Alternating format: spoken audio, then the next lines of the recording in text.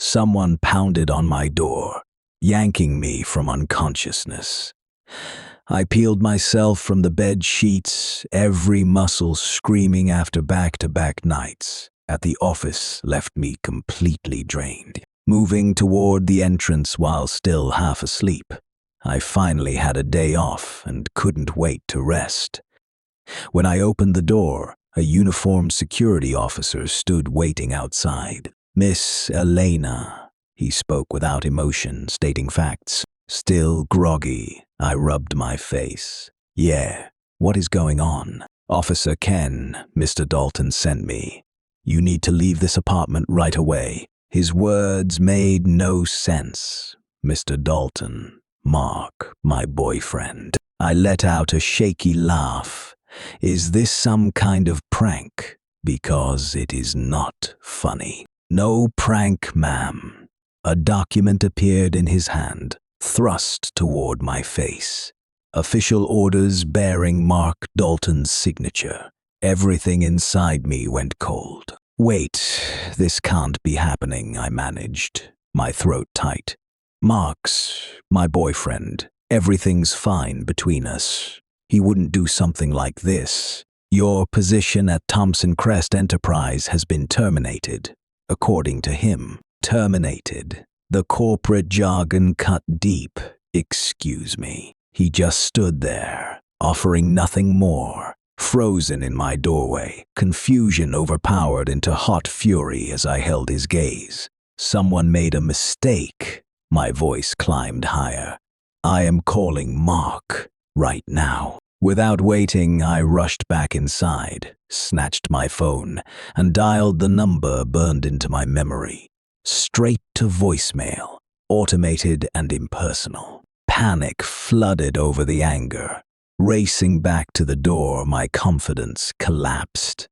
I have to talk to Mark. This is insane. Where am I even supposed to go? Officer Ken checked his watch deliberately. 10 minutes to collect your belongings, ma'am. Are you actually serious right now? Fear sharpened my words. Where is he? I need to see him. Mr. Dalton isn't available today, he replied, maddeningly calm while I fell apart. Then he dropped the real bomb. He is busy with his wedding. The floor disappeared beneath me. My lungs forgot how to work. Something flickered in his expression, sympathy, amusement. You really didn't know. Everyone's been talking about it for weeks. My hands started shaking uncontrollably. Weeks. I'd been drowning in work, surviving on caffeine and vanish lines. Mark kept praising how dedicated I was, his voice full of what I'd stupidly thought was real affection. You are amazing, Elena. This proposal is brilliant. Just get through these last few days. I've got something special planned for you. Last night, his text promised a surprise after all my effort. Today, he delivered a surprise bomb.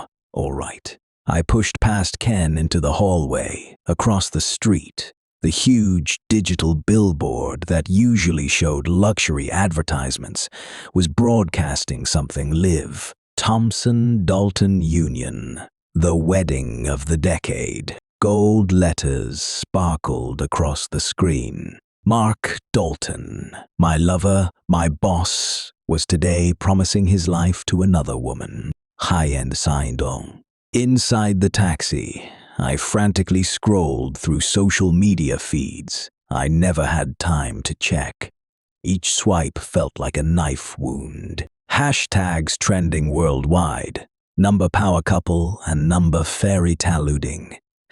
I consumed every article desperately, piecing together a picture of calculated betrayal that took my breath away. My boyfriend, ex-boyfriend, was marrying another woman while the entire planet celebrated. Then I saw her, Bella Thompson. Her profile showed someone almost otherworldly beautiful. But what really knocked the air from my chest was her background. Sister to Eric Thompson, the most powerful alpha in the Northeast, leading the prestigious Silver Crest pack. Understanding hit like a freight train. Obviously, this wasn't about love, it was a business transaction. She came with everything: connections, influence, a legacy woven into elite werewolf society itself. What could my late nights, my carefully prepared presentations, possibly compete with an entire empire? Tears threatened, but something hotter burned underneath. Pure, justified rage. So what if I am human? So what if I started with nothing? Even if this involved some fated mate thing I'd heard them whisper about, how could he betray me like this? 2 years. 2 years of loving him, supporting him, being everything he needed. My reward. An eviction notice from a stranger and watching him marry someone else as my goodbye gift. I needed answers, not corporate speak, not polite rejection.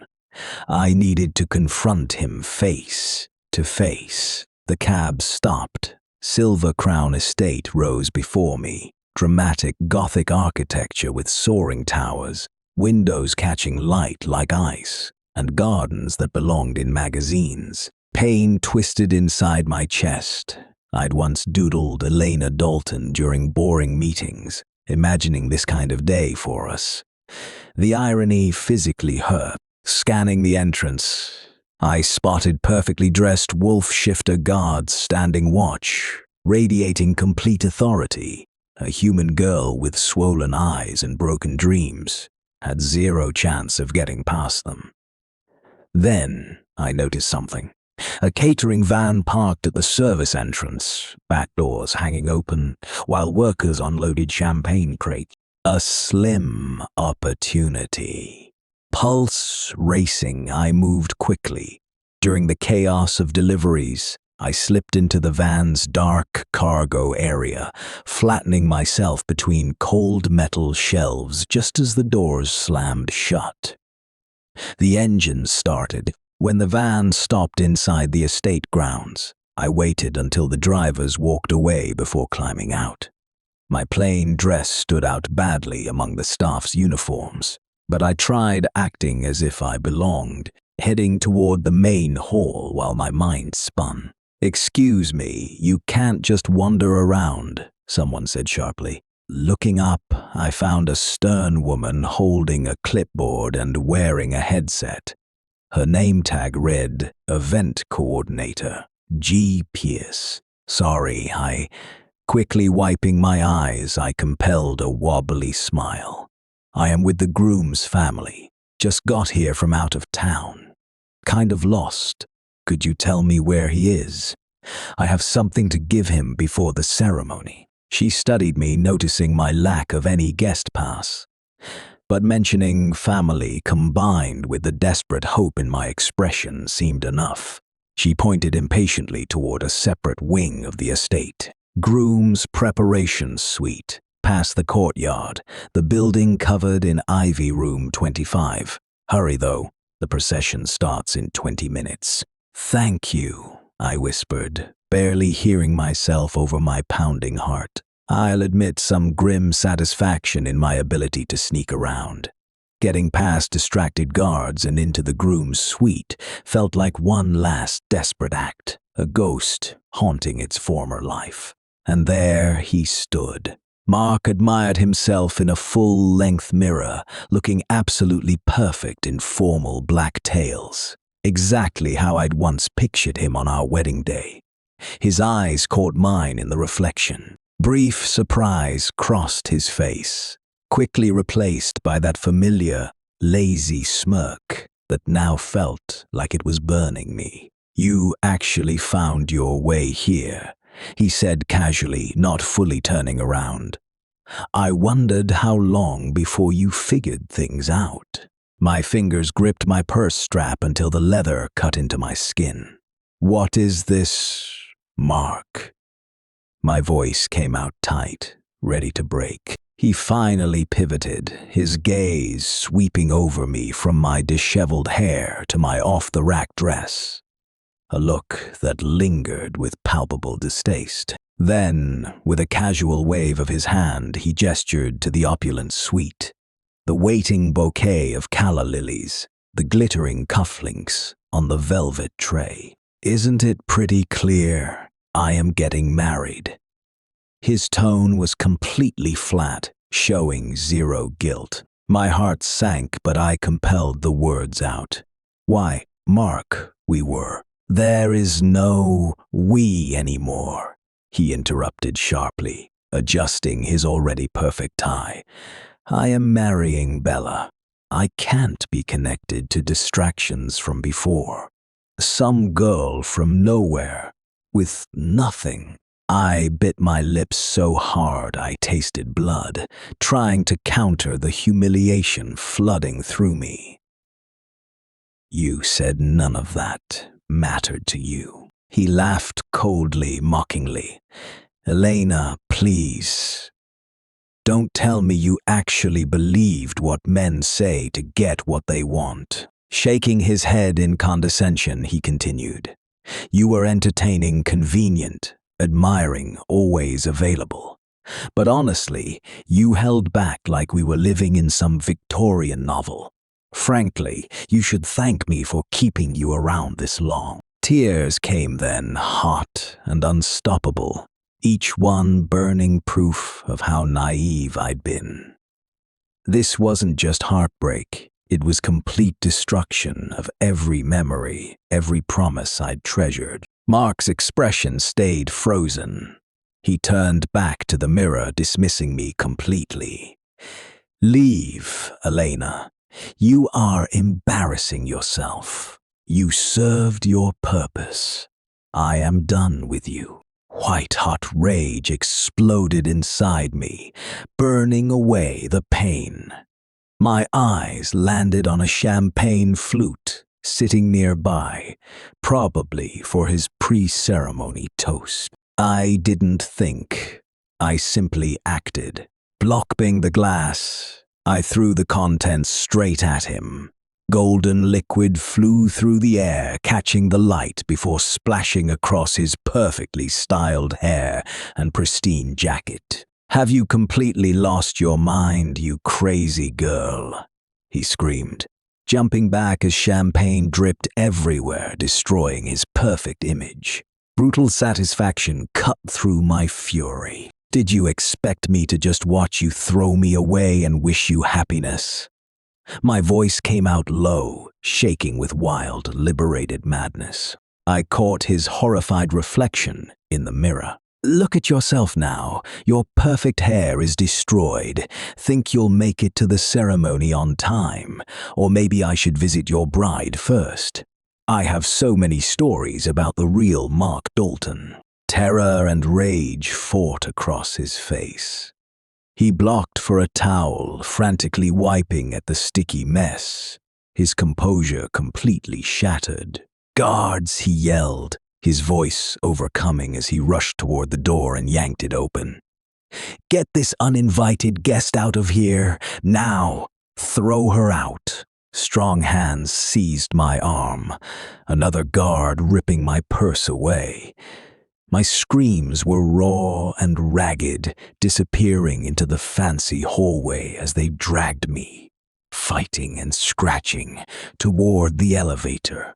With one final disgusted shove, they threw me inside. My purse landed beside me as the doors closed, sealing me in this silent metal tomb, dropping downward. I collapsed onto the cold floor, tremors racking my body.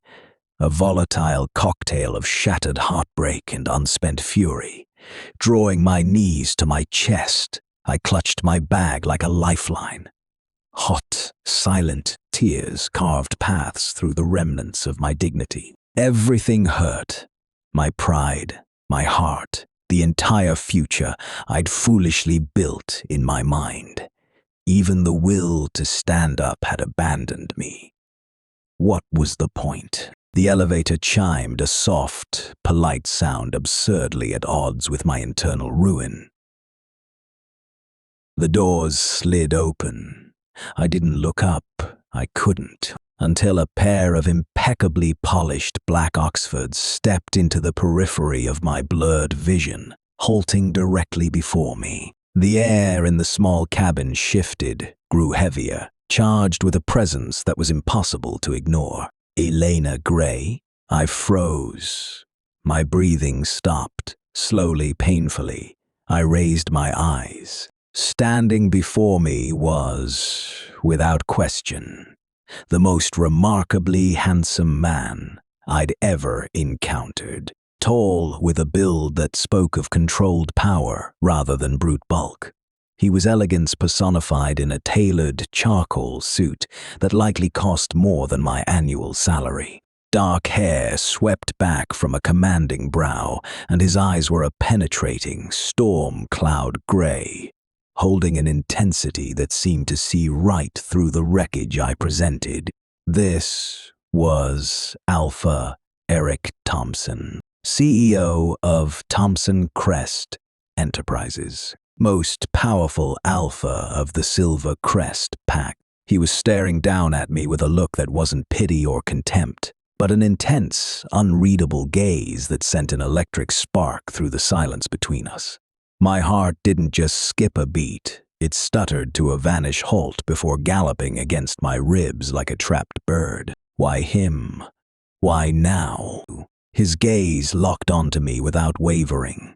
Meeting it sent a jolt through my system, as if his stare alone could peel away every layer I'd wrapped around myself. And yet, I couldn't look away, wouldn't. Our gazes tangled in a wordless battle, the world beyond the elevator's mirrored walls dissolving into irrelevance.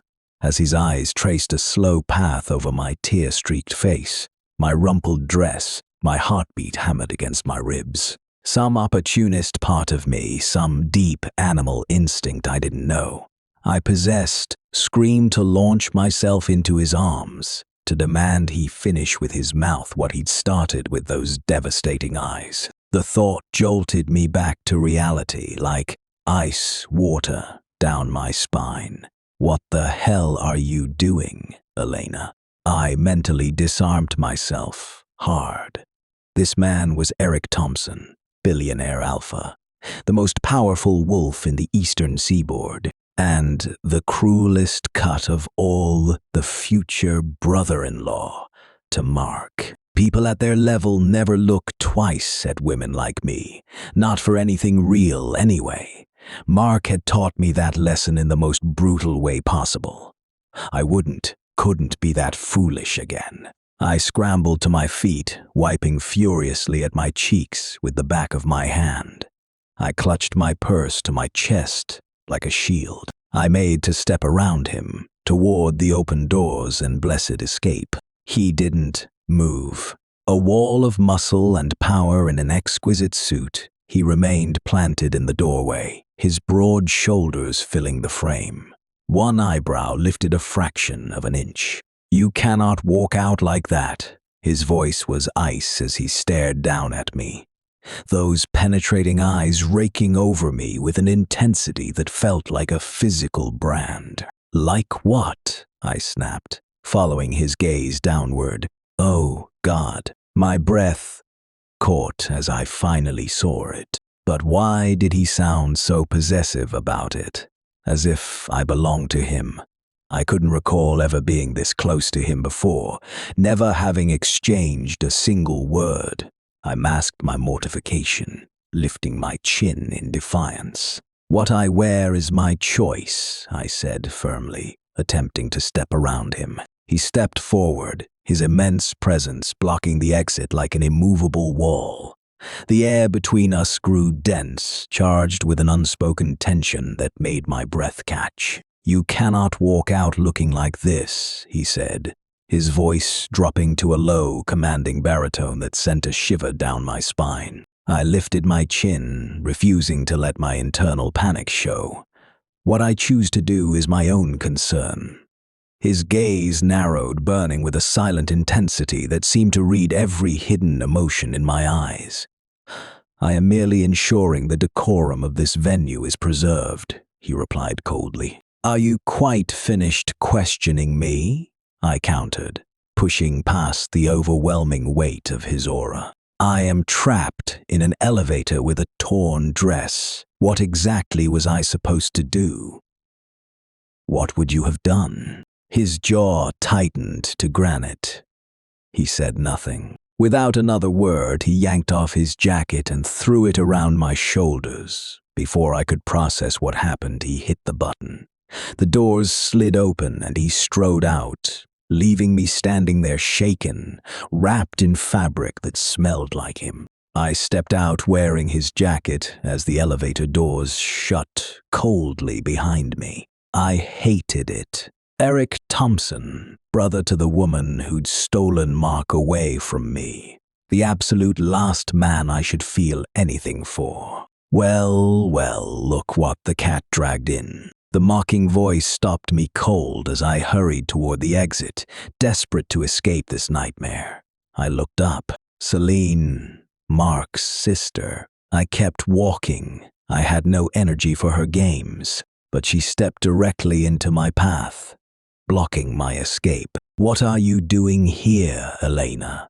Her tone dripped with contempt, hoping to trap my brother again. Before I could respond, two of her friends joined her. Their eyes dragged over me with open disgust, their lips curled in mockery. Trap your brother again, I scoffed. Please. I wouldn't touch that gold-digging, smooth-talking traitor with a 10-foot pole. Listen to who is talking. Celine's voice pitched higher, and her friends erupted in sycophantic laughter. If you are not interested, then why are you here? To cry and beg him to take you back?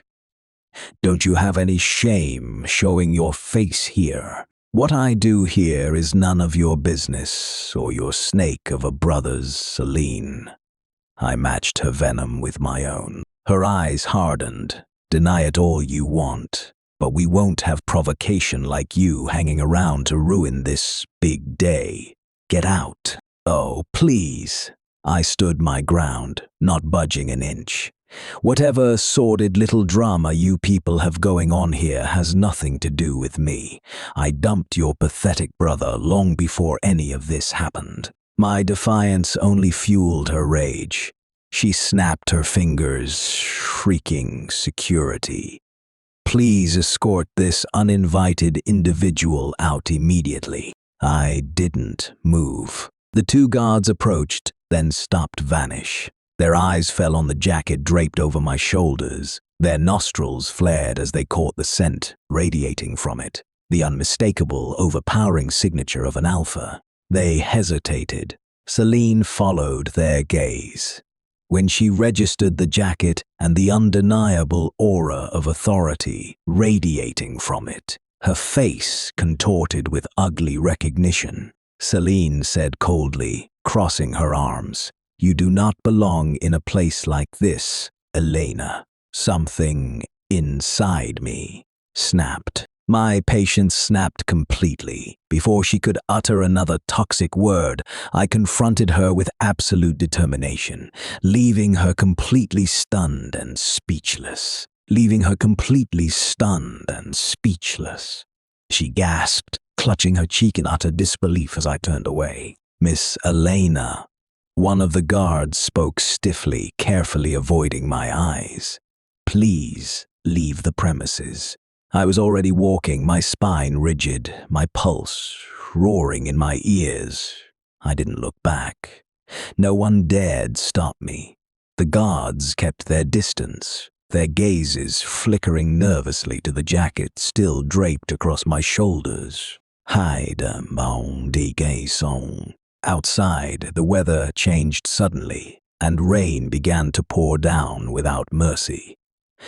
Within seconds, I was soaked and shivering. Panic tightened my chest as I thought of the jacket. I couldn't let it be ruined. I hurried into a dark corner beside the building where there was some shelter, pressing my back to the wall and praying the rain would ease.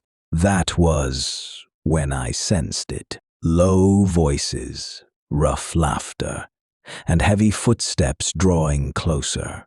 I looked up, and my stomach dropped. 3 men emerged from the shadows, their eyes crawling over me with slow, deliberate intent. God, the whisper, escaped my lips, barely audible over the drumming rain.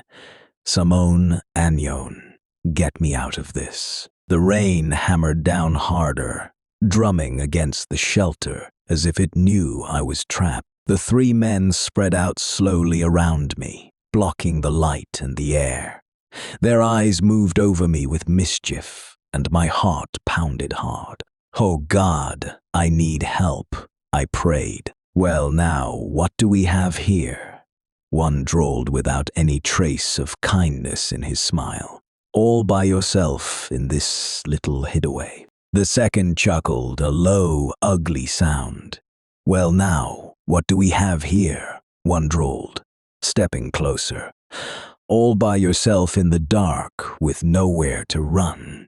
Seems like fortune is on our side tonight. My fingers clenched around the jacket as I pressed myself harder against the concrete wall. Stay back, I warned, forcing steel into my voice, despite the tremor threatening to betray me. I don't want any trouble. They exchanged glances, amusement flickering in their eyes. Trouble? The first one scoffed. Who said anything about trouble? We're just here to keep you company. My heart kept pounding so loud I was sure they could hear it. I glanced around, searching for an opening, any way out. There was none, yet I decided to push through. The moment I tried to run past them, one of them stepped in front of me, fast and effortless. Not so quick, he said. Please step back. I don't want any trouble, I warned, attempting to find a gap to escape. Before I could sprint past, one of them moved swiftly, cut off my path, and loomed over me. Panic gripped my chest. I scrambled backward against the wall, shouting for help as loudly as I could. Suddenly, a sharp beam of headlights pierced through the heavy rain.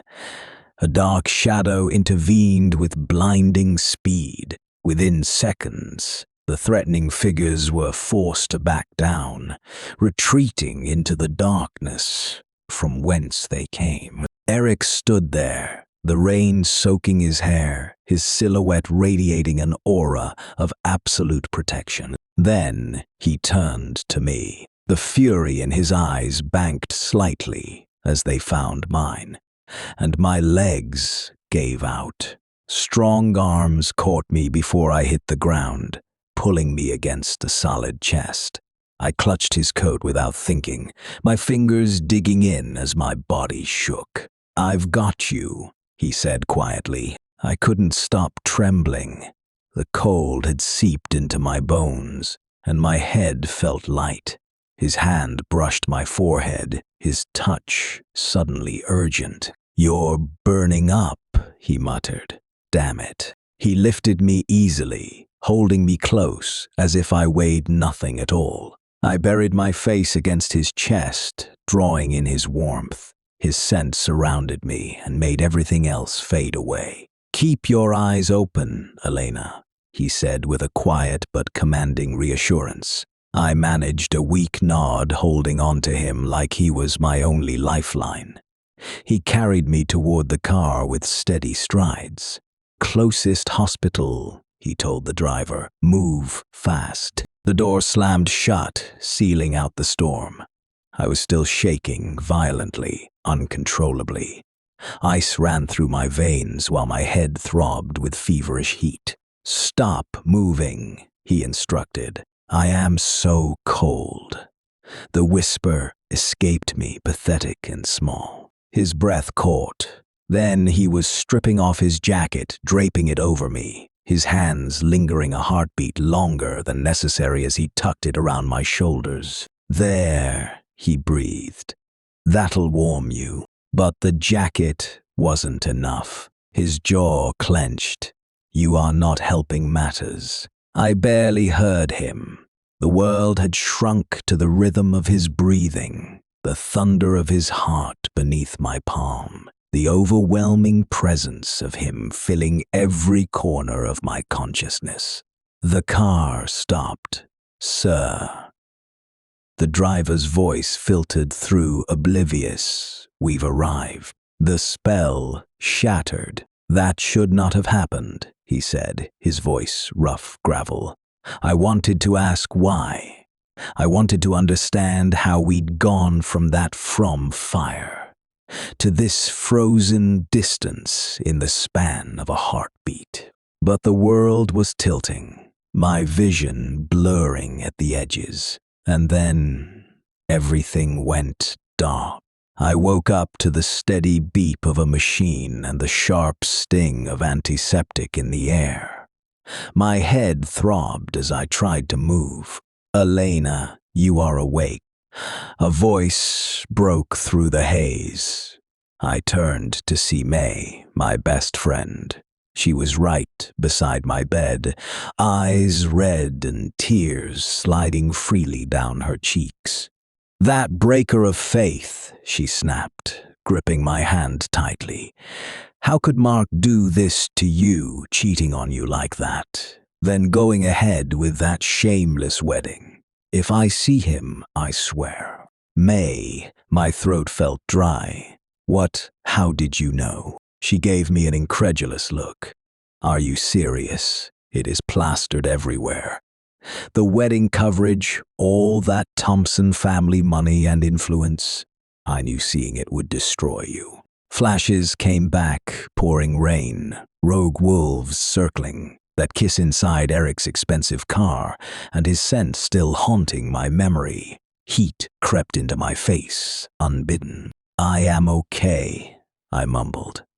"But how did you even know where I was?" "The hospital called me," she sniffed, wiping her face. "You listed me as your emergency contact. Thank God you did. When they said you collapsed, I almost lost my mind." I nodded slowly. She didn't mention anyone else. No Alpha. No man with electrifying eyes and a voice that still echoed in my head. I looked away and told myself not to be foolish. Eric was Bella's brother and part of Mark's family now. He was a powerful Alpha, someone far above my world. Whatever happened before I blacked out meant nothing and shouldn't have happened. Like he said, May's voice pulled me out of my thoughts. "I swear, Elena, I won't let this go," she said, her fists clenched. "Mark thinks he can humiliate you and walk away. We should plan a revenge he'll never see coming. I already have a few ideas. He'd be completely ruined." "Don't," I cut in quietly. She blinked at me. "Why not?" I looked at her, then turned away. "I don't have the time or energy to plot revenge on Mark," I said quietly. "It won't change anything." "That is not true," she snapped. "People can't just treat you like provocation and go scot-free." "They can," I said calmly, "especially people like him." May frowned. "What do you mean?" "Mark isn't just Mark anymore," I said. "He is married into the Thompson family now. He has power, money, connections. What am I? A human girl from nowhere. I can't fight someone like that." She opened her mouth, closed it. "And even if I tried," I continued, "what would I gain? More trouble, a record. I need my severance. I need a new job. I need to survive." She stared at me as if seeing me for the first time. Are you okay?" I let out a hollow laugh. "Do I look okay?" "No," she admitted quietly. "But this isn't you, Elena. You are acting like it didn't hurt." "Of course it hurt," I said, "but I can't afford to fall apart." Her expression softened. "Elena, I am not some rich girl who can lock herself in her room and cry for months," I continued. "I have bills, rent. My grandmother needs money for her treatment. May swallowed hard. Your grandmother. I send money home every month, I said. That doesn't stop just because Mark turned out to be a traitor. She shook her head slowly. You are too strong for your own good. Not strong, I corrected. Just realistic. I leaned back against the pillow. If anything, I should be grateful. Grateful? She echoed, incredulous. Yeah. A sad smile touched my lips. At least I found out who he really was before I gave him more of myself. Before I wasted more years. I managed a small, wry smile. Small mercies, right? May looked like she wanted to argue, to offer comfort or rage or reckless plans. But before she could, the door opened. A doctor walked in, clipboard in hand. Time for a quick checkup, he said. May fell silent, but her gaze remained fixed on me, heavy with unspoken concern. Good morning, Elena, the doctor greeted, his tone professionally pleasant. How are you feeling? Better, I managed, though my head still felt stuffed with cotton. When can I leave? Soon, he assured me with a nod. You arrived with a high fever and severe shock, but you've responded remarkably well to treatment. As he spoke, my eyes wandered around the room, taking in the expansive windows, the plush furniture, the private bathroom tucked neatly in the corner. A knot of dread tightened in my stomach. Doctor, I ventured carefully, this room, it is rather nice. He smiled benignly. You are in one of our VIP suites. My heart stuttered. VIP suite. I struggled to sit up straighter. There must be some mistake. I can't possibly afford this. Don't worry about that, he said smoothly. All expenses have been prepaid. I went still. Prepaid? By whom? The doctor glanced at his tablet. Alpha Eric Thompson. He is covering everything, the room, all medications, any follow-up care you might need. A strange warmth flooded the room. Oh, I breathed, the sound small and inadequate. He nodded politely. Rest well.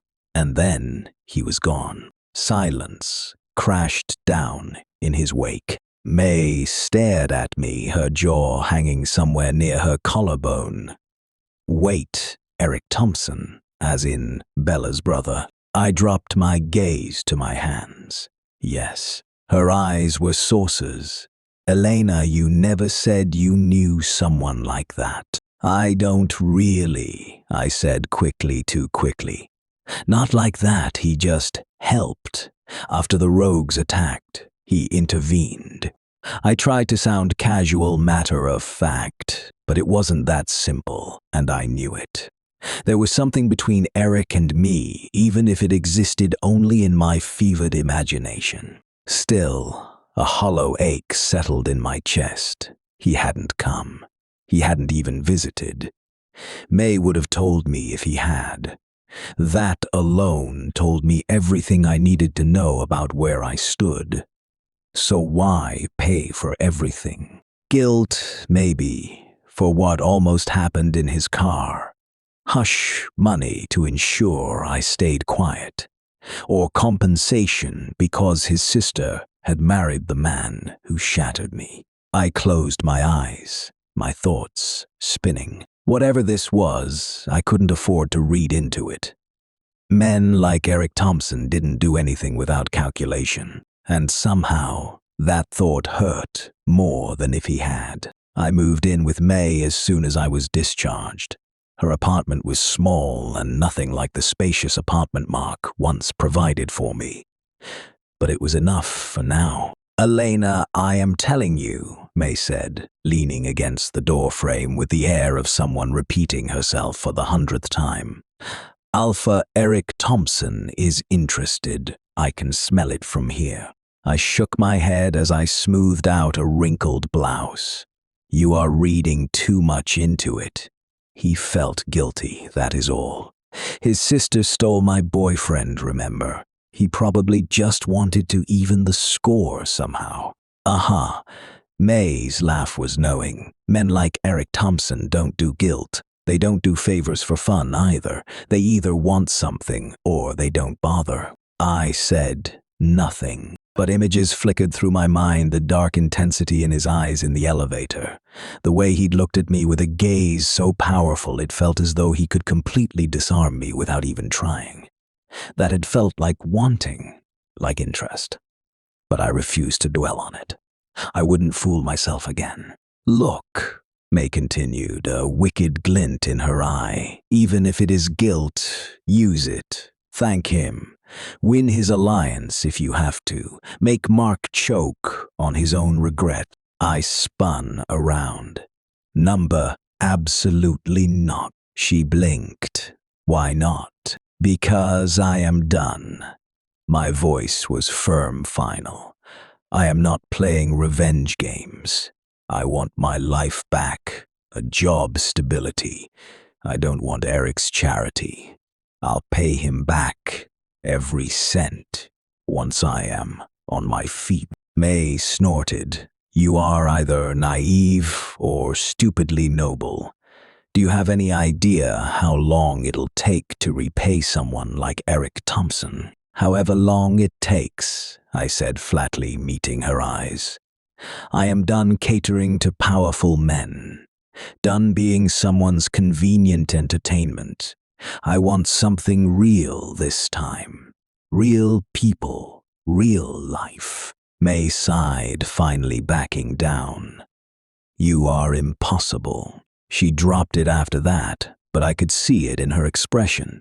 She thought I was throwing away something valuable. I turned back to unpacking, keeping my hands busy so I wouldn't think about him, about the way Eric smelled, the warmth of his touch, how his voice lingered in my head no matter how hard I tried to forget. Fayausi. 2 days later, I walked into Thompson Enterprises like I still belonged there. 4 years I'd given this company, weekends, holidays, sleepless nights. I wasn't coming back to grovel. I just wanted what I'd earned. I approached the HR desk and spoke clearly. I need to process my severance package. The woman behind the desk glanced up briefly, then started typing. She frowned at her screen, clicked a few more times, and frowned again. Finally, she looked at me. Elena, you said. Yes, Elena Gray. I reported to Mark. She held up one hand. No need to explain. Just give me a second to locate your file. Something in her tone made my stomach clench. She turned her monitor slightly toward herself, squinting at it. This is odd. What is odd? I asked, leaning forward slightly. She sat back in her chair. Your name isn't showing up anywhere in the employee database. I let out a confused laugh. That is not possible. I worked here for 4 years. She typed again, slower now, more deliberate. No employment contract, no payroll history, no benefits enrollment under your name. My smile disappeared. Then how did I get paid? She looked at me directly now. According to this, all payments associated with your name came through Mark's personal accounts. The air left my lungs. Wait, what does that mean? She crossed her arms. It means you were never officially employed by this company. Legally speaking, you weren't our employee. My voice came out quiet, almost disbelieving. So you are saying I don't exist in your system? She shrugged. Correct. Heat flooded my face. Mark was my supervisor, I said, trying to keep my voice steady. Her lips curled into something cruel. Sounds more like he was your keeper. Rage propelled me forward until I was braced against her desk. I am not here begging. I am here for my severance. I earned it. Her gaze traveled over me, slow and assessing. Miss Gray, from the company's perspective, you weren't fired. You were released from a private arrangement. A private arrangement? I echoed. She nodded. And now you are demanding compensation you are not entitled to. The meaning sank in ugly and humiliating. I gripped the edge of her desk.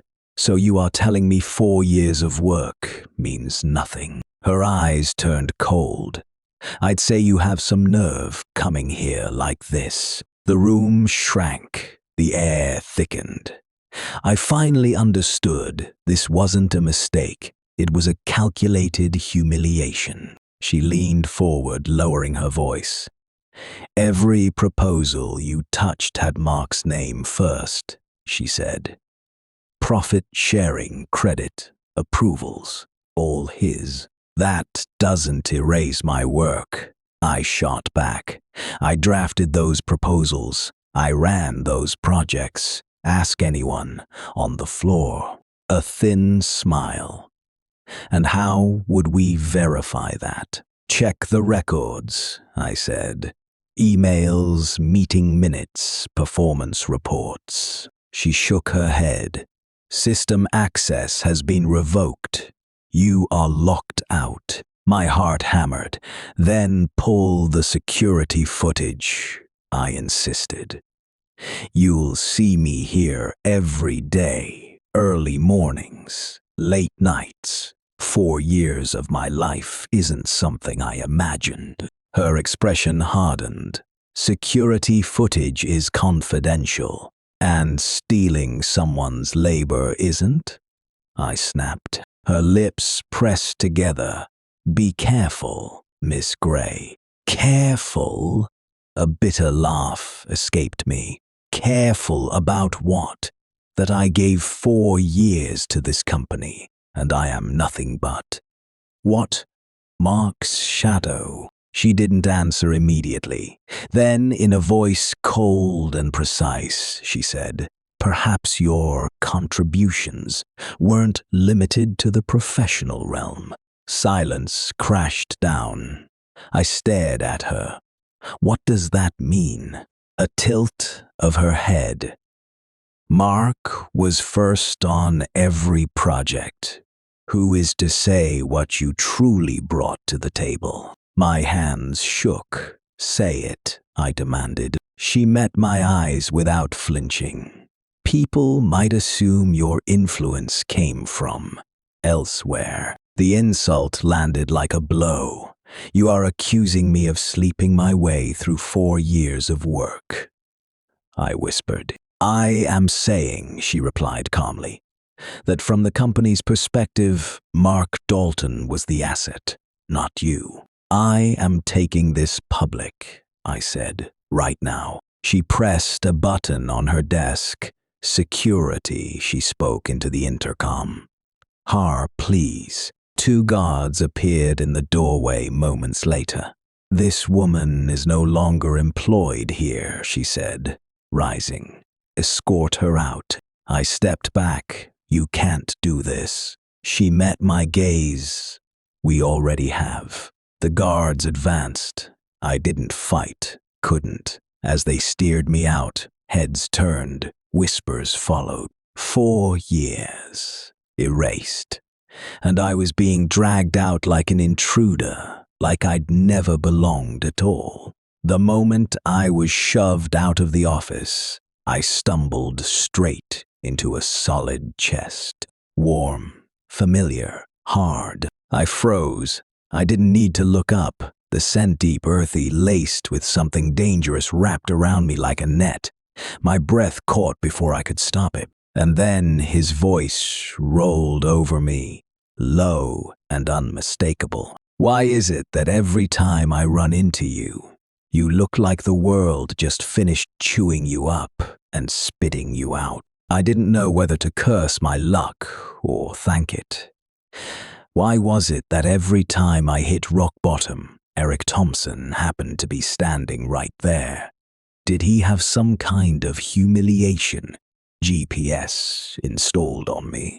The moment I found my footing, I stepped back away from his heat. his scent, his overwhelming presence, and murmured, "Thank you." Something flickered in his eyes, a frown barely there, as if he disapproved of the distance I'd put between us. "What are you doing here this early?"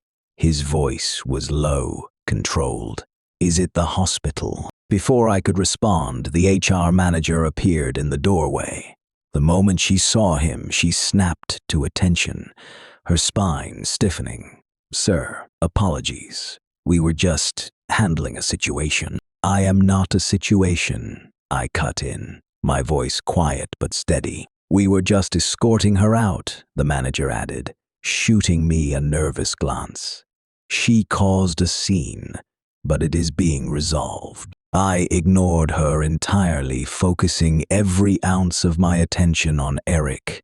He was the real authority here. The only chance I had, and I seized it. "Sir." I met his storm gray eyes directly. "I came for my severance. She is telling me I don't exist in this company. There are no employment records for any Elena Gray at Thompson Crest Enterprises," the manager interjected sharply, clearly expecting this revelation to devastate me. My chest tightened. "But I worked here for 4 years. I was on projects. I collaborated with teams. I got paid every month. How can I just not exist?" "Sir, there is simply no..." The manager's words faltered under Eric's gaze. Those gray eyes pinned her where she stood, sharp and cold, as if he could peel back the layers of her lies with sheer loom-over of will. She swallowed hard. "Mr. Dalton hired her personally," she finally admitted. "All her paperwork went through him. I don't know where he kept it." Rage simmered in my chest. Mark hadn't just betrayed me. He'd tried to erase me. Eric's voice cut through the tension, calm but final. "If your direct supervisor hired you personally and terminated you personally, I can't overrule that. I made a promise to my sister. I won't undermine Mark's authority here." My stomach knotted, but I refused to crumble. Of course. He was Mark's brother-in-law now. Why would he side with me? He glanced at his watch, already moving on, and pulled out his phone. Moments later, his pa appeared. "Give her a blank check." Eric's voice was flat, disinterested. He gestured vaguely in my direction, not quite looking at me. "Let her fill in whatever she thinks she is owed. I have a meeting." He didn't wait for a response. He stepped into the elevator, and the doors slid shut behind him. I stood there, empty-handed, reeling. The HR manager stared at me with helpless, fravitied eyes. When his assistant handed me the blank check, I looked down at the paper in my palm, feeling nothing but a strange, hollow ache. Relief, maybe, or humiliation. I couldn't tell anymore. "Hij wouden de vrienden." Back at May's apartment, I collapsed onto the couch, the day's chaos still reverberating through my skull. "You won't believe what happened," I murmured, spilling everything. May shook her head, her expression soft with concern. "Elena, I can't believe Mark did that to you, erased you. Like you never existed." She exhaled slowly. "I am so sorry. That is just... it is vile." I shrugged, clinging to what little dignity I had left. "It is over. I just need to move on." Her eyes drifted to the envelope in my hand, the blank check Eric's assistant had given me. A wicked grin tugged at her lips. "So, let me get this straight. You could fill this out for any amount, and Mr. Big Shot Alpha wouldn't even notice. He has got more money than God. This is your chance to actually live, Elena." I hesitated. For a moment, I let myself imagine it. A number. Any number. Enough to pay off my grandmother's medical bills. Enough for a real apartment. Enough to breathe. But then I remembered the way Eric had looked at me in that HR office, sharp, assessing, as if he could see right through me. A shiver ran down my spine. I shook my head, clutching the envelope tighter. Number, that is not who I am. I'll take what I am owed, and I'll deduct the hospital bills he paid. I am not going to let him think I am some kind of gold digger or a con artist. May sighed, leaning back with a mixture of exasperation and admiration. You are impossibly stubborn, you know that, and ridiculously principled. She shook her head. Mark has no idea what he threw away. I pressed the envelope to my chest, the strange mix of relief and humiliation still churning inside me. No, May, you don't get it. Nothing in life is free. Every gift comes with a price tag, whether you see it or not. And I'd rather sleep soundly with what is mine than toss and turn over what isn't. The next morning, I stood in May's cramped apartment, my suitcase half-packed, guilt coiling in my stomach. I really can't stay here any longer, May. I need to stand on my own, I said, zipping the bag with finality. May frowned, tucking a strand of hair behind her ear. Elena, you've been through enough. Are you sure? Why the rush? I mean, this place is a shoebox, but I know. I softened, reaching for her hand. And I am grateful, May, more than you know. I wouldn't have survived these past weeks without you. Your love, your care. It is the only thing that kept me from falling apart completely. Her eyes glistened, and then she pulled me into a quick, fierce hug. Just promise me one thing. Take care of yourself, okay?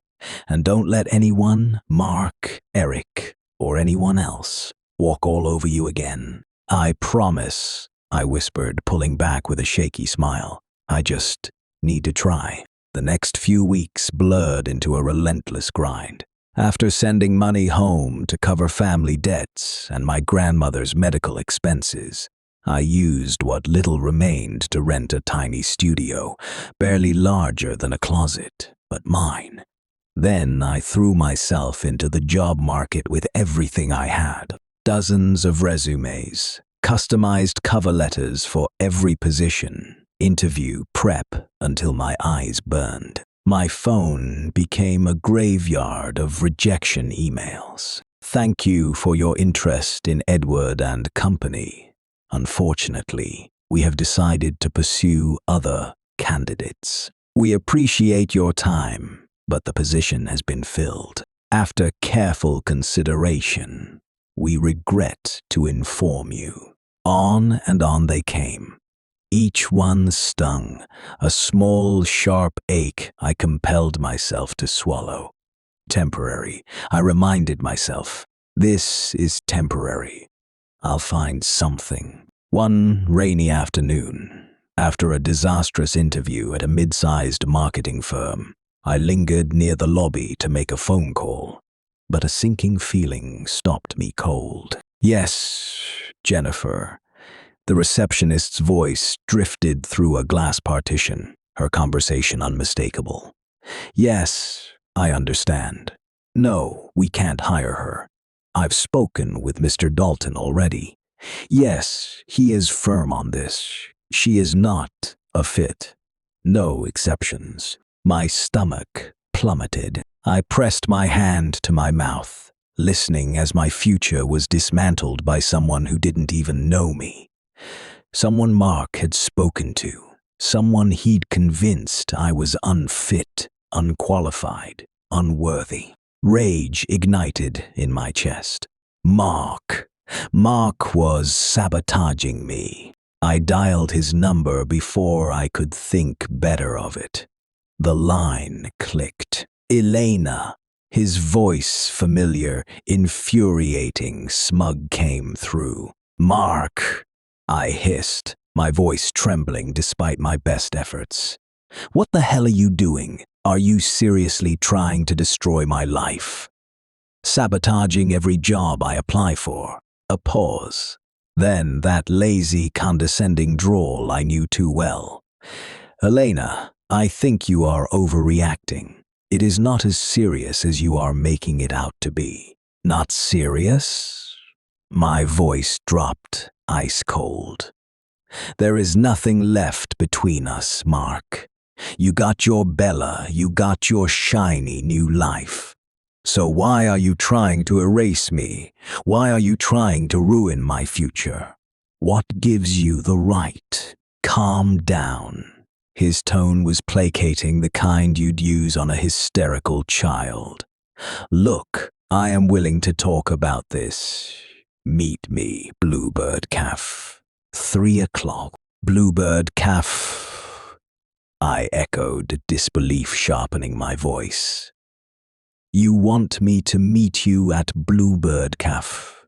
Are you serious right now? Just hear me out, Elena. And then he was gone. The line vanished in my hand. I stood there in the rain-soaked lobby, my phone clutched so tight, my knuckles went white. Every instinct screamed at me to refuse, to hang up, to walk away and never look back. But I needed answers.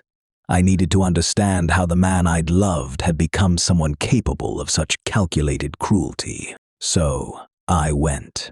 The bell above the door chimed softly as I stepped into Bluebird Cafe, and for a moment I couldn't breathe. Nothing had changed. The warm lighting, the low music, that familiar scent of roasted coffee and vanilla. It all wrapped around me like a ghost, pulling me back to a time I'd rather forget. My eyes found the window table automatically, our table where it all began. But I didn't go there. Instead, I chose a seat near the counter, tucked behind a tall ficus, where I could watch the door without being watched myself. Sitting at that table would feel like accepting something I no longer believed in. Why did Mark choose this place? After everything he'd done, how dare he? Fine, let it end here, where it started. I ordered orange juice and kept my hands folded in my lap, checking my phone every few seconds. No messages. Typical. Despite myself, the cafe's strange magic worked on me. The barista still hummed while working, just like before. The same unhurried rhythm animated the staff. Memories I didn't want surfaced unbidden. Mark's face across the table, relaxed, confident, effortlessly charming. His hand reaching for mine, his fingers warm and solid as they wrapped around my knuckles. I've never loved anyone the way I love you, Elena. I remembered how my cheeks had burned, how my heart had stuttered at his touch. A position at Thompson Crest is waiting for you, he'd said smoothly. An apartment too. You'll never have to struggle again. I'll take care of everything. He'd kissed my knuckles then, his eyes locked on mine with all the sincerity in the world.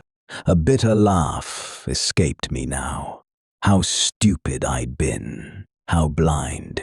I compelled the memories away, focusing instead on the condensation sliding down my glass. Counting droplets, watching them disappear. Minutes passed. Then more. I was about to leave, convinced he'd stood me up again, when the bell jingled. Mark strolled in like he owned the place. Like he wasn't 20 minutes late. Like making me wait was his God-given right. Then I saw them, the dark marks on his neck. Fresh, obvious, carelessly displayed. My chest tightened, but I held my composure.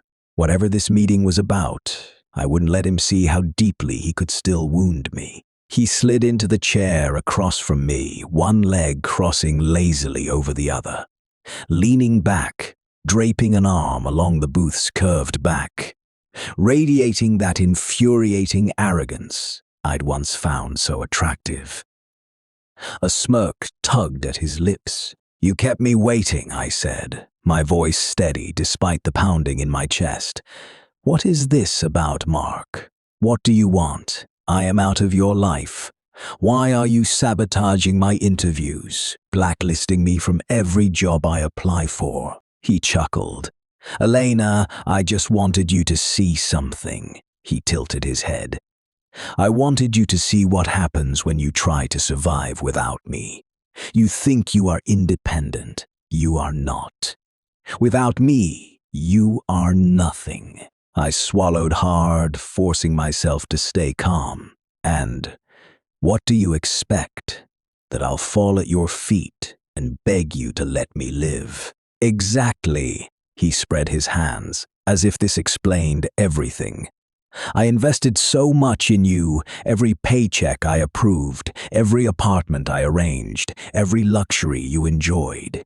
And what did I get in return? Nothing. You didn't take care of me, Elena.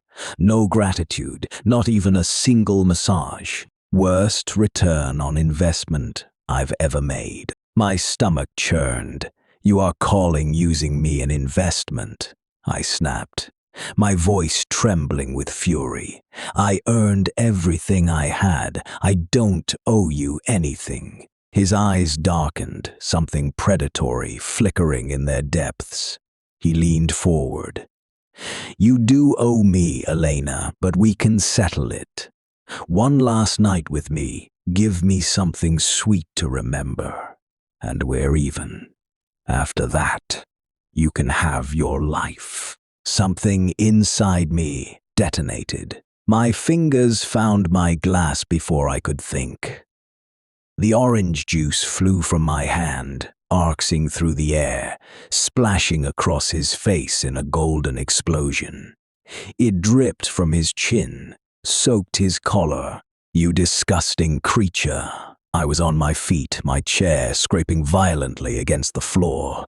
"You think money and power make you untouchable. I trusted you. I loved you. And this," my hand shook as I pointed at him, years of hurt and rage pouring out. "This is who you really are. You are pathetic." The cafe went absolutely silent. For one glorious moment, Mark just sat there, frozen, orange juice dripping from his perfect hair, his tailored shirt ruined. Then he was half out of his chair, sputtering, his face purple with rage. "You'll pay for this, Elena." I didn't stay to hear the rest.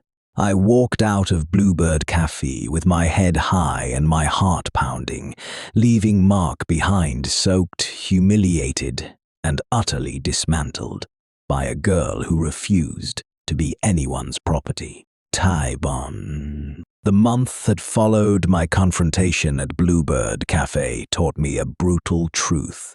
Mark's words, his arrogance, his reach, none of it had been bluffing. Every application I submitted hit a wall. Offers were rescinded without explanation. Interviews ended abruptly, prematurely. I could feel his invisible hand pressing down on every opportunity, squeezing until nothing remained. My grandmother's mounting medical bills loomed like a storm cloud I couldn't escape. Eventually, a bartending job became my only option. So I ended up at the Moonlight Lounge, the highest-paying night shift in the neighborhood. The uniform was humiliating. A skin-tight, ridiculously revealing Catwoman ensemble that covered almost nothing. I tugged at the fabric as I tied my apron, trying to salvage what little dignity remained. First night. A coworker sidled up to me, amusement glinting in her eyes. "Don't psych yourself out. Just smile, serve drinks, and survive the shift. That is the motto." I nodded silently, forcing myself to focus. The lounge hummed with noise, clinking glasses, low music, the buzz of too many people in too small a space. I wove between tables, keeping my hands steady and my mind blank, suppressing the anxiety coiling in my chest. The first customers were fine, tipsy office workers, college kids, until they walked in. A pack of men with hungry eyes spotted me immediately. Before I could escape, they'd cornered me near the service station. One of them laughed, shoving a drink toward my chest. "Come on, sweetheart, have one with us." "I am working," I compelled the words out. "Please, leave me alone." That only encouraged them. Their grins turned cruel. One hand found my waist, pulling me closer. My heart hammered. "Not again. Please, not again."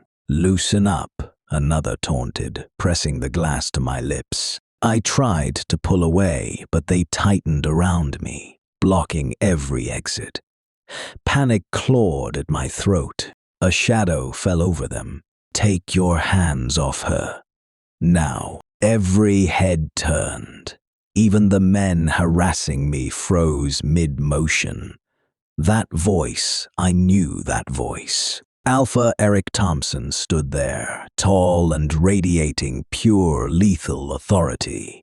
The very air seemed to shift around him, charged and electric. "Number, not now." Humiliation burned through me as my heart stuttered in my chest. This was my bar, my sanctuary. The one place I came to unwind after days that stretched too long and nights that offered no peace. The Moonlight Lounge existed in a careful equilibrium, wolves and humans sharing space, neither side daring to disrupt the fragile peace I brokered. I never expected to see her here. Certainly not as a server, and absolutely not in that absurd, provocative catsuit that left almost nothing to the imagination. Elena Gray. Every time I encountered that woman, she was in the middle of some fresh disaster. I'd intended to stay out of it. I could see clearly enough that she despised charity and wore her pride like armor. And there were other considerations. Less noble, more complicated. Mark Dalton might be beneath my respect, but he was Bella's husband now. My brother-in-law in name, if nothing else. Entangling myself with his ex-lover was hardly dignified. Then I saw the rogues surrounding her. My vision tunneled. They had her cornered near the service station, 4 of them. Wolves with no pack, no honor, nothing but base appetites. Elena's body was rigid with terror, her eyes darting wildly as their hands crawled over her. One of them pressed a glass to her lips, forcing her to drink. She made a small, broken sound of protest, overpowered away. "Take your hands off her. Now." The words tore from me before I could leash them. 2 strides and I was there, pulling her against me. The rogues stumbled backward, shock flattening their features. The entire room went silent, deathly, absolute silence, as every wolf in the bar felt the weight of my dominance crash down on them. No one moved. The rogues crumpled almost in unison, dropping to their knees beneath the loom over of my power. "Alpha, please," one of them stammered. "We didn't know she was yours," another babbled, his voice overcoming with fear. My jaw locked. "Yours." The word should have meant nothing. Instead, it fed something primal in my chest. Something that had no interest in dignity or distance or political considerations. Something was wrong. I pulled her closer, inhaling deeply past the alcohol on her skin. There, beneath the whiskey and cheap perfume, a sharp chemical tang. Different, wrong. My arms tightened around her. "You drugged her." The words dropped like stones into still water. The rogue who'd held the glass shook his head frantically. "It was just to loosen her up, Alpha. We meant no harm." I didn't let him finish. A growl rolled from my chest, low, lethal, vibrating with the promise of violence. Every instinct in my body screamed for blood. But Elena was trembling in my arms, her condition worsening by the second. She needed a hospital. Now, I glanced over my shoulder. Annan, my beta, materialized at my side, his expression dark as he took in the scene. Handle them, my voice was flat, absolute. Make sure they never touch another woman again. A vicious smile curled Annan's lips. Understood, Alpha. I didn't stay to watch. When I lifted her, carrying her toward my car, her breath caught a small, broken sound that did something dangerous to my composure. Hospital. That was the plan. Get her to a hospital, let the doctors do their work, and walk away like none of this had happened. But the drug was faster than I'd anticipated. By the time we reached the car, her pupils had blown wide, swallowing the color of her eyes until only a thin ring remained. Her skin burned against mine, and the chemical tang in her scent had intensified, sharp and urgent. She wouldn't make it. Whatever they'd given her was already in her bloodstream, racing through her veins, beyond the reach of ordinary medicine. What she needed now wasn't a doctor. It was release. The decision was reckless. I knew it even as I made it. But I took her to the one place that was both quiet and utterly secure, my penthouse. No woman had ever crossed this threshold. I'd made certain of that. But desperate times demanded desperate measures. Here, there would be no clinical lights, no prying eyes, no humiliating questions she'd have to answer when the fog cleared. Here she could simply be, without judgment, without exposure. The moment I settled her on the sofa, I tried to pull away, to draw a bath, to cool the fever burning through her. But her fingers locked in my shirt. Don't. The word was barely a whisper, slurred and desperate. Please, don't leave. Her body arched against the cushions, restless and tormented, the flimsy catsuit doing nothing to conceal the curves beneath. I could feel my wolf stirring, responding to her proximity, in ways I'd spent decades learning to suppress. My jaw tightened. Elena, I kept my voice low, controlled, even as every instinct screamed at me to close the distance she was begging for. Let go. I need to get you. She pulled. It shouldn't have been possible. She was human, slight, weakened by whatever poison ran through her veins. But she yanked me toward her with a strength born of pure, unfocused need, and the careful inches I'd maintained between us vanished. She pressed against me, soft and burning, and something inside me shifted. The cursed rage I'd carried for decades, that constant, low-grade fury that lived beneath my skin, that made every interaction a battle for control, it quieted. The moment she touched me, it simply softened, dissolved at the edges like frost meeting flame. I couldn't explain it. I'd spent my entire adult life avoiding touch, avoiding intimacy, afraid of what my wolf would do if I ever let anyone close enough to matter. But with Elena in my arms, the beast lay still, content, as if it recognized something in her that I couldn't name. Eric. My name on her lips, a whisper, a prayer. The world stopped. I woke up slowly, lost and wrapped in a scent that didn't belong to me. The room was quiet. Soft light filtered through heavy curtains, lush walls painted in subtle and nude colors. Everything looked unfamiliar, but clean, peaceful, and expensive. My heart jumped. Where the hell am I? I sat up at once and realized I was wearing a silk robe, far too big for me. It slid off one shoulder, smooth and cool against my skin. Definitely not mine. Panic crept in. How did I get here? I clutched the robe closed, quickly checking myself. Arms, legs, inner thighs. No bruises, no marks, no soreness. Nothing between my legs suggested I'd been touched. I exhaled, long and slow, only then realizing I'd been holding my breath. I hadn't been violated. Somehow that only made the confusion worse. "Good, you're awake." His voice came from behind me, deep, calm, and unmistakable. I turned so fast my head hurt. Eric stood by the window, fully dressed, looking as if this were just another ordinary morning.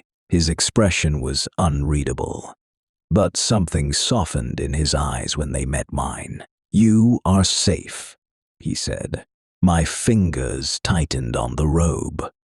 Where? Where am I? My penthouse. The answer was simple, matter of fact. You passed out last night. Fragments flickered through my mind. The ridiculous catsuit. The rogues forcing drink down my throat. The feel of his arms around me. Nothing coherent. Nothing formed a complete picture. I swallowed. My clothes. Destroyed, his voice was flat. You were distressed. Tore them off yourself. I had to find something else for you to wear. Heat flooded my cheeks. The rogues drugged you. He cut me off, calm and certain. I made sure they won't bother anyone again. God, I didn't know what to say. I didn't take you. His voice hardened slightly, as if anticipating my suspicion. Not like that. I looked up sharply. I don't take what isn't offered freely. His eyes held mine, unwavering. And I certainly don't claim a woman's first time without her consent. My mind went blank. Heat surged up my neck, burning all the way to my ears. What? How? The word virgin echoed in my skull, loud and humiliating. How do I know? He finished my question for me. His gaze didn't waver. I know. Fragments surfaced, his arms around me, the sudden, overwhelming heat that had consumed me. I pressed my lips together, mortified. The room suddenly felt colder. Eric broke the silence first. "I'll get you breakfast." His voice had returned to that controlled, distant register. "We'll talk after you've eaten." Talk. About what? I watched him leave, my heart hammering against my ribs. Something had shifted last night, and whatever it was, I wasn't sure I was ready to face it. Minutes later, Eric returned with a tray. The scent of toast and coffee preceded him, filling the room before I could see him. He set the tray on the bedside table. Then, almost as an afterthought, he tossed a slim folder onto the mattress beside me. "Eat first, then read that." The folder landed silently, but my heart still jumped. I stared at it for a long moment before looking up at him. "What is this?" "A contract." Of course. I pulled the tray closer without touching the food. Instead, I picked up the folder and opened it. Crisp, clean pages, official, professional. My eyes scanned the terms and widened. The weekly salary was staggering. Room and board included, medical coverage, security provisions, a clothing allowance, a severance package so generous it bordered on obscene. I looked up slowly. This has to be a mistake. It is not. My throat tightened. What exactly would I be doing for this? Eric's eyes met mine, steady and unblinking. "Staying," he said simply, "by my side." The words hung in the air between us, heavy with implication. "Staying," I repeated, as in, "whatever you are comfortable with." His voice was calm, controlled, but something flickered beneath the surface. I stared at him, my mind racing. This was insane, absolutely insane. Men like Eric Thompson didn't just offer things like this. I frowned, studying his face for any hint of a trap. That is it. Just stay. You'd need to be available. His voice remained calm, clinical. Your schedule would align with mine, and the duration, that would be my call as well. My fingers tightened on the contract, the edges biting into my palms. You are asking me to put my entire life on hold. Eric met my gaze without flinching. Elena, your life is already on hold. You are just pretending otherwise. The words stung. How do you know that? You had me investigated. Yes. The blunt honesty shocked me more than any denial would have. I sank back against the pillows, anger and humiliation warring in my chest. You had no right. It wasn't difficult to piece together. His tone stayed even, unapologetic. Your grandmother's medical bills, your father's debts, Mark's campaign to blacklist you from every decent job in the city. You are drowning, Elena, whether you admit it or not. Silence stretched between us. He was right, and I hated him for it. I exhaled slowly. So this is charity. His voice sharpened. This is a trade. For what? The question came out smaller than I intended. Eric was quiet for a long moment. When he spoke again, his words came slower, heavier. Years ago, during a pack mission, I was cursed. I went still. My enemies couldn't extinguish me outright, he continued. So they found another way. The curse doesn't weaken me. It torments me, constantly, relentlessly, every single day. I studied his face, finally seeing what I'd missed before. The tension beneath his composure, the careful control that never quite relaxed. What kind of torment? Pain, restlessness, moments where I lose myself completely. His jaw tightened. Human doctors can't help. Pack healers can't cure it. I've learned to live with it, but it never stops. And me? My voice was barely a whisper. Where do I fit in? His eyes locked onto mine. You quiet it. I stared at him, uncomprehending. What? When you are near me, the curse settles, he said it simply, as if stating an obvious fact. Your presence, your scent, just having you close, it works.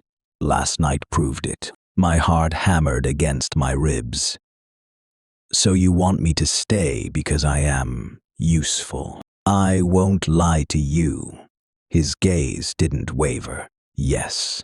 The word hit like a physical blow. I was a tool, a remedy, no different from a sedative or a healing poultice. And if I say no? I asked. Something flickered in Eric's eyes, softening just slightly. Then you walk out that door, and I don't stop you. I looked down at the contract again, my thoughts tangling into knots.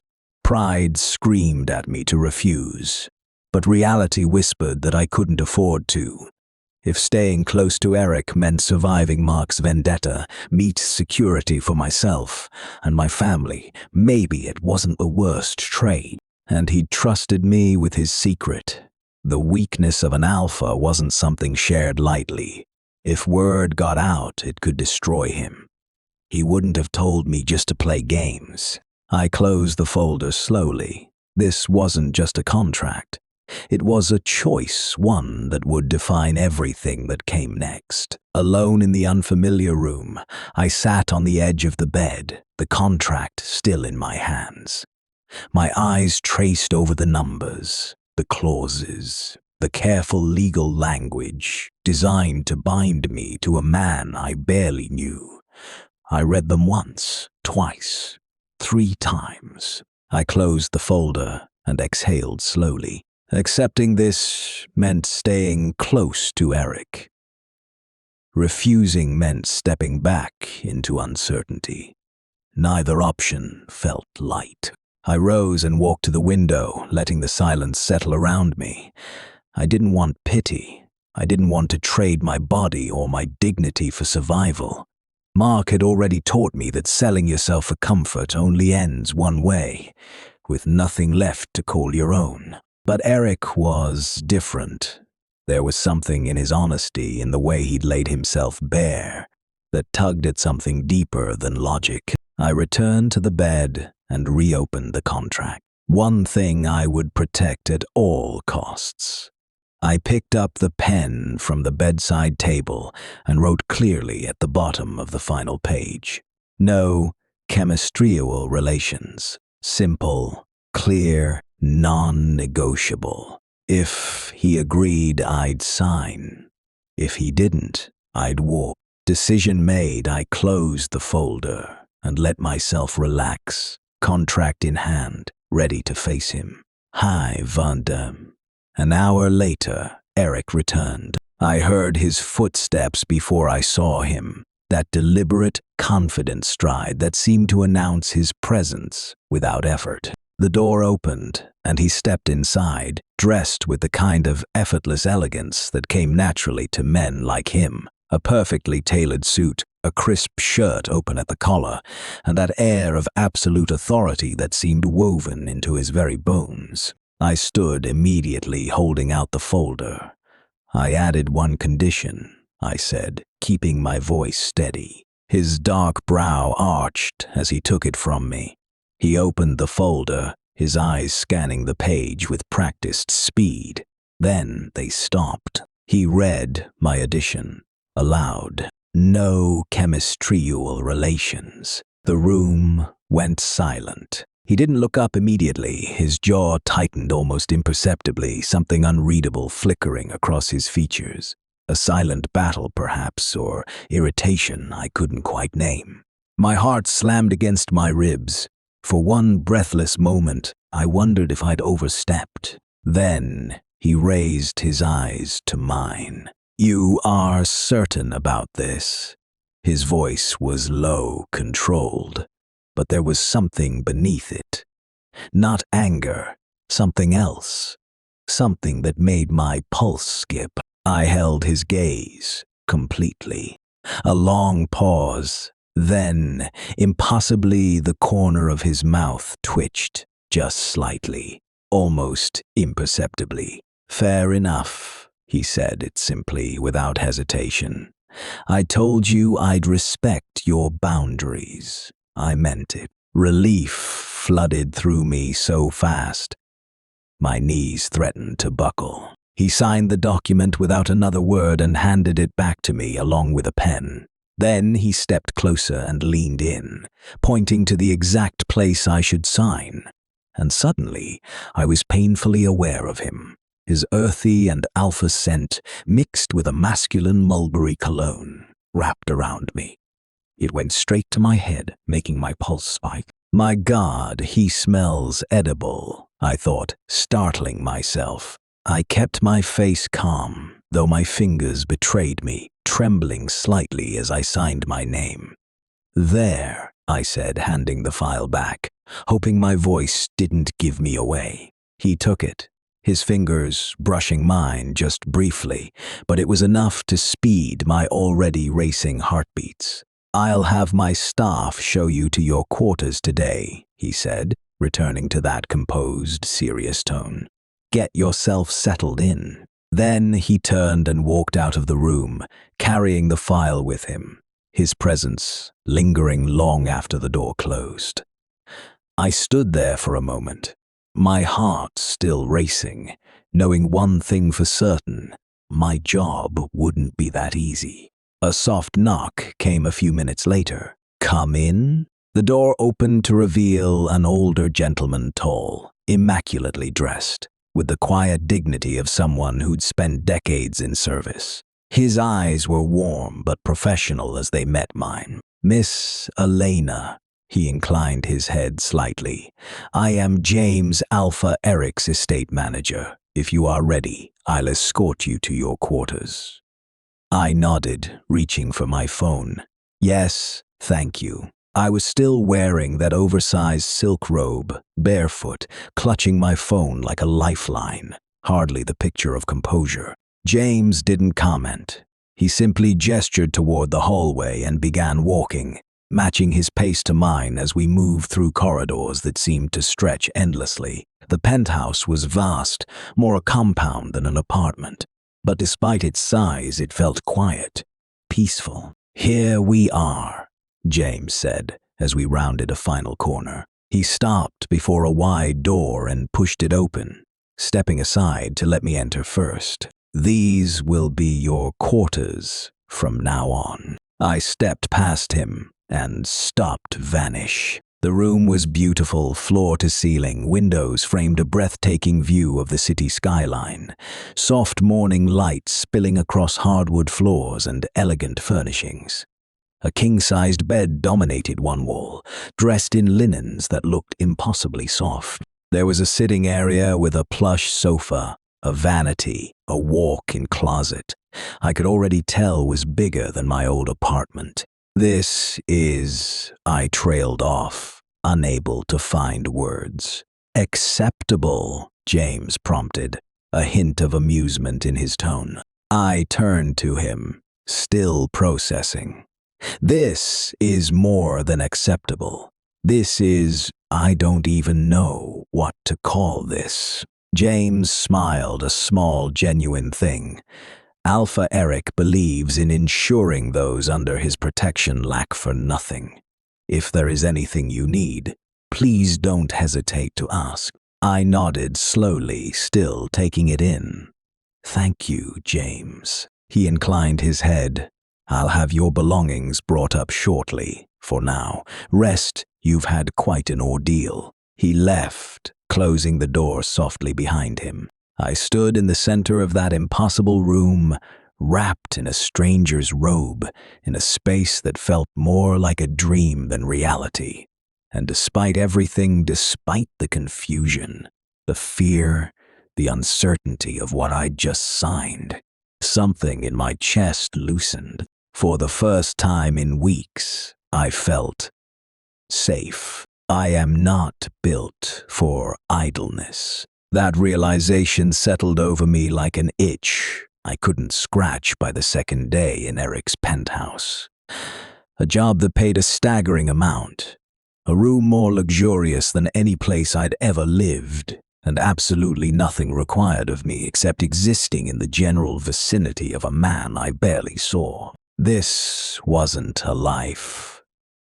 This was a gilded cage. May would have laughed herself silly if she could see me now, complaining about having too much comfort, too much peace, too much time to sit with thoughts I'd rather outrun. So, I started looking for ways to help. It began simply enough. I noticed a smudge on a hallway mirror and blocked a cloth to clean it.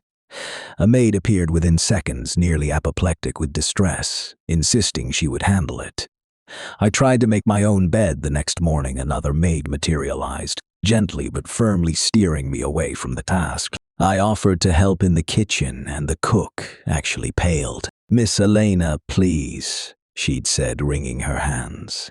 You are not supposed to. I mean, the Alpha wouldn't want." "I am just trying to be useful," I'd assured her. But she'd practically pushed me out of the kitchen with polite, terrified efficiency. By the third day, I was desperate enough to corner James. I found him in the main hallway reviewing something on a tablet. "I need you to be honest with me." He looked up, his expression professionally neutral. "Of course, Miss Elena. Is there anything I can do around here? Anything at all?" "I am going stir crazy." Something flickered in his eyes, amusement maybe, or sympathy. He was quiet for a moment, considering. "Well," he said slowly, "there is one matter, though it is rather delicate. I am listening." James glanced around as if ensuring we were alone, then lowered his voice. "Alpha Eric is particular about his meals. extremely particular.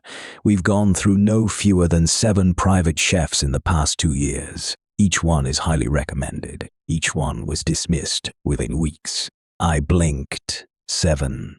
What is wrong with them? Nothing by normal standards. James's expression turned rueful. The alpha simply cannot find food that satisfies him. He eats for fuel, not pleasure. And even then, reluctantly, the staff worries. He works too hard, eats too little. But none of us can seem to remedy it. An idea sparked in my chest. I am not a professional chef. James's eyes sharpened with interest. But my grandmother taught me to cook. A small smile tugged at my lips. The memory warmed despite everything. She used to say that anyone can follow a recipe, but cooking with love, that is something else entirely. I've been feeding myself since I was 12. I am no gourmet, but I know my way around a kitchen. James studied me for a long moment. Then, slowly, a smile spread across his usually reserved features. "Miss Elena," he said, "I believe you may be exactly what this household needs." Armed with James's reluctant blessing and his assurance that Eric would be home for dinner that night, I descended upon the kitchen like a general claiming territory. I worked quickly, letting the rhythms of cooking settle my restless mind. The hum of the refrigerator, the sizzle of oil in a hot pan, the earthy scent of fresh herbs releasing their oils under my knife. Each sound, each smell wrapped around me like a familiar embrace. My grandmother's voice echoed in my memory. Cooking is love made visible media. When you feed someone, you are telling them they matter. I wondered if Eric Thompson had ever felt like he mattered to anyone. Really mattered, not as an alpha or a CEO, but as a man. 30 minutes later, I stepped back and surveyed my work with satisfaction. Herb-crusted salmon, crispy on the outside, tender within. Garlic mashed potatoes, creamy and rich. Roasted asparagus with lemon and parmesan. A small loaf of fresh bread, golden and warm.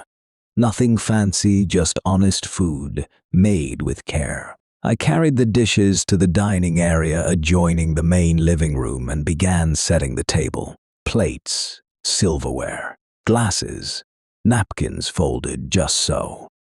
By the time I stood back to admire my work, the table looked warm and welcoming, a space that invited someone to sit, to eat, to stay. I was just straightening a napkin when the doorbell rang. My heart jumped. A smile spread across my face before I could stop it. I quickly untied my apron, smoothed my hair, and hurried toward the door. Finally, Eric.